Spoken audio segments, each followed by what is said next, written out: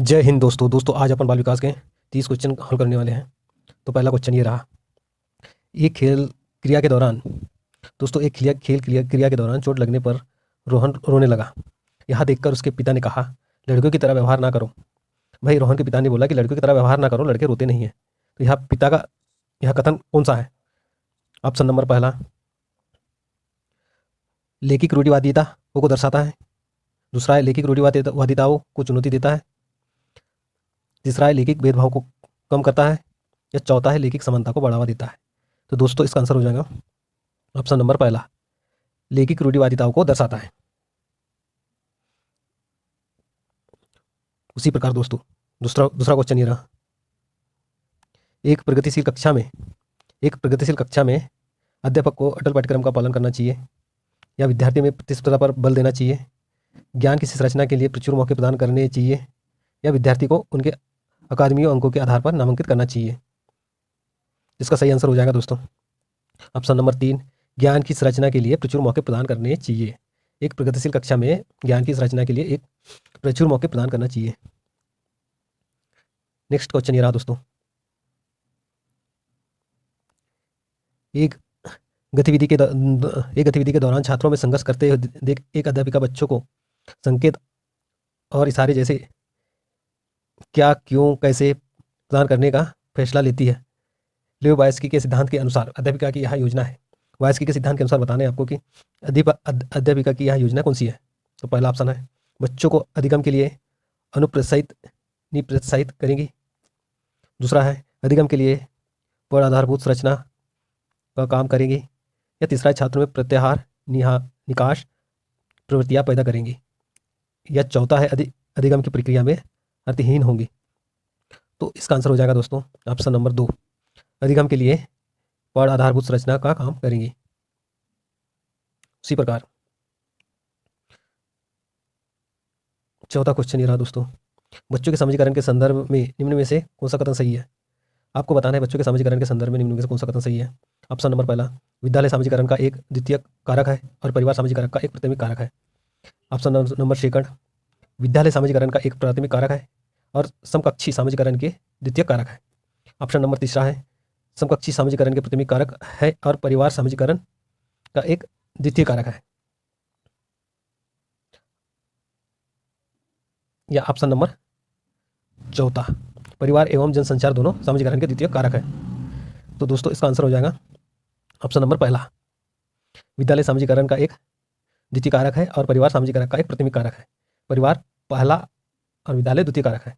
तो option number पहला हो जाएगा। उसी प्रकार दोस्तों क्वेश्चन नंबर 5 ये रहा आपके सामने।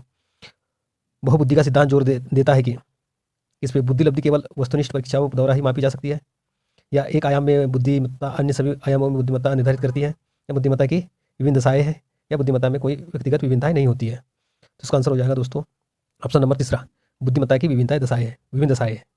बहुबुद्धि सिद्धांत जोर देता है बुद्धिमत्ता की विभिन्न दशाएं है। क्वेश्चन नंबर 6वां, लॉरेंस कोलबर्ग के सिद्धांत के अनुसार किसी कार्य को इसलिए करना क्योंकि दूसरे उसे स्वीकृति देते हैं नैतिक विकास के खालिस्तान चरण को दर्शाता है। नैतिक विकास के कौन से चरण को दर्शाता है? पहला है प्रथापूर्व, प्रथागत, उत्तर प्रथागत या अमूर्त प्रतिक्रियात्मक। तो दोस्तों इसका आंसर हो जाएगा नैतिक विकास के उत्तर प्रथागत दोस्तों नैतिक विकास के प्रथागत, ऑप्शन नंबर दूसरा प्रथागत चरण को दर्शाता है। क्वेश्चन नंबर 7वां, लेव वायस्की का सामाजिकरण संस्कृति परिप्रेक्ष्य अधिगम प्रक्रिया में खालिस्तान के महत्व पर जोर देता है। आपको यहाँ बताना है कि अधिगम प्रक्रिया में खालिस्तान के महत्व पर जोर देता है। ऑप्शन नंबर पहला, संस्कृति उपकरणों पर या गुणारोपण पर या अभिप्रेरणा पर या संतुलीकरण पर।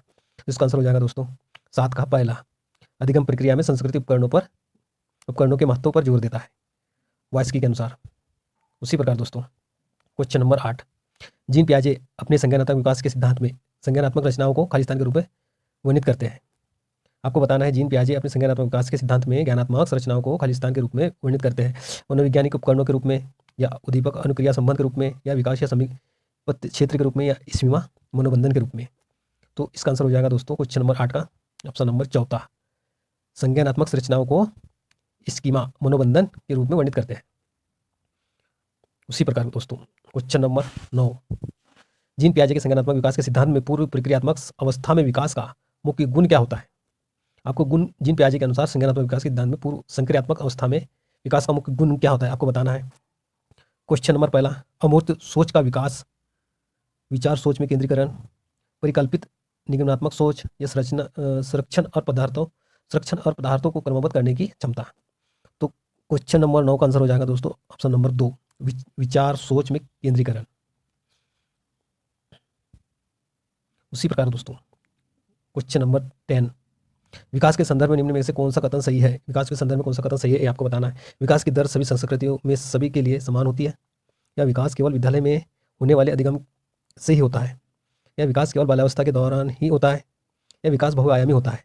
तो इसका आंसर हो जाएगा ऑप्शन नंबर 4, विकास बहुआयामी होता है। क्वेश्चन नंबर 11, जन्म से लेकर किशोरावस्था तक बच्चों में विकास किस क्रम से होता है? तो संवेदिक मूर्त अमूर्त, अमूर्त से संवेदिक मूर्त, मतलब विकास की मूर्त। जो तीसरा है मूर्त अमूर्त संवेदिक या अमूर्त मूर्त संवेदिक। तो 11वां क्वेश्चन का आंसर हो जाएगा दोस्तों पहला, संवेदिक से मूर्त, मूर्त से अमूर्त। ये क्रम है दोस्तों विकास के, जन्म से किशोरावस्था तक बच्चों के। उसी प्रकार क्वेश्चन नंबर 12, एक प्रगतिशील कक्षा में व्यक्तिगत विभिन्नताओं को किस प्रकार देखा जाना चाहिए? तो अधिगम की प्रक्रिया में बाधा, अध्यापक के पक्ष पर असफलता, योग्यता आधारित समूह बनाने का मापदंड, या अध्यापन अधिगम प्रक्रिया की परियोजना के लिए महत्वपूर्ण। तो इसका आंसर हो जाएगा दोस्तों, एक प्रगतिशील कक्षा में व्यक्तिगत विभिन्नताओं को किस प्रकार देखा जाना चाहिए?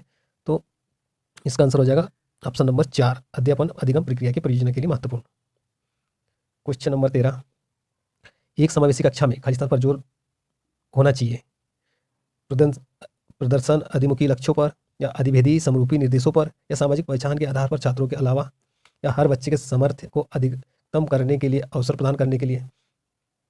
तो 13वां क्वेश्चन का आंसर हो जाएगा दोस्तों ऑप्शन नंबर 4, एक समावेशी कक्षा में हर बच्चे को सामर्थ्य को अधिगम करने के लिए अवसर प्रदान करने पर जोर होना चाहिए। तो ऑप्शन नंबर 4। 14 नंबर क्वेश्चन, दिव्यांगजन अधिगम दिव्यांगजन अधिगम अधिनियम 2016 के अनुसार निम्न में से किस शब्दावली का प्रयोग उपयुक्त है?